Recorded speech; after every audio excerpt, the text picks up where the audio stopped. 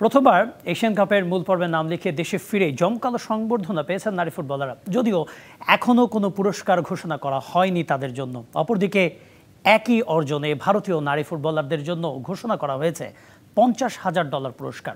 এখানেই যেন পিছিয়ে বাফুফে। শুধু স্তুতিবাক্য, পাশে থাকার আশ্বাসই কি নারী ফুটবলারদের জন্য যথেষ্ট? যারা দেশের জন্য সম্মান বয়ে আনছেন তারা কি আরও স্বীকৃতি পেতে পারেন না? এএফসি নারী এশিয়ান কাপ বাছাই পর্ব জয় করেছে বাংলাদেশ। দক্ষিণ এশিয়ার শ্রেষ্ঠত্বের পর এশিয়ান কাপের মূল পর্ব স্বপ্নটা এখন আকাশ ছোঁয়া। এশিয়ান কাপ বাছাইয়ে অপরাজিত চ্যাম্পিয়নরা দেশে ফেরার পর মধ্যরাতেই তাদের জন্য বাফুফে আয়োজন করে সংবর্ধনার। দেশের ইতিহাসে এমন আয়োজন নজিরবিহীন।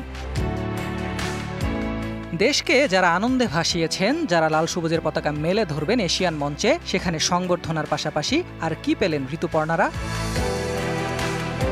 হাতিরঝিলের এমফি থিয়েটারের সংবর্ধনা মঞ্চ থেকে আসেনি কোনো অর্থ পুরস্কারের আনুষ্ঠানিক ঘোষণা, দেয়া হয়নি উৎসাহমূলক কোনো প্রণোদনার ঘোষণাও। বাকি পড়ে রয়েছে 2 মাসের পারিশ্রমিক, 9 মাসেও পাওয়া যায়নি সাফ জয়ের 1.5 কোটি টাকার অর্থ পুরস্কার।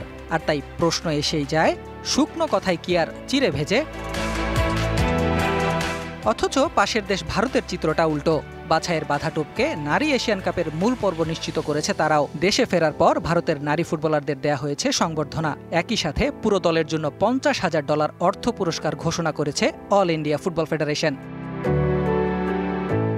বাংলাদেশের মতো প্রথমবার নয়, এটি দেশটির তৃতীয়বারের মতো নারী এশিয়ান কাপের মূল পর্বে খেলার সুযোগ। আর প্রথমবার এমন কীর্তি গড়েও আফিদারা পেলেন শুধুই পাশে থাকার আশ্বাস। নারী ফুটবলারদের আর্থিক সমস্যা বেশ পুরনো। অর্থাভাবে ক্যান্সার আক্রান্ত মায়ের চিকিৎসা করাতে পারছেন না ঋতুপর্ণা চাকমা।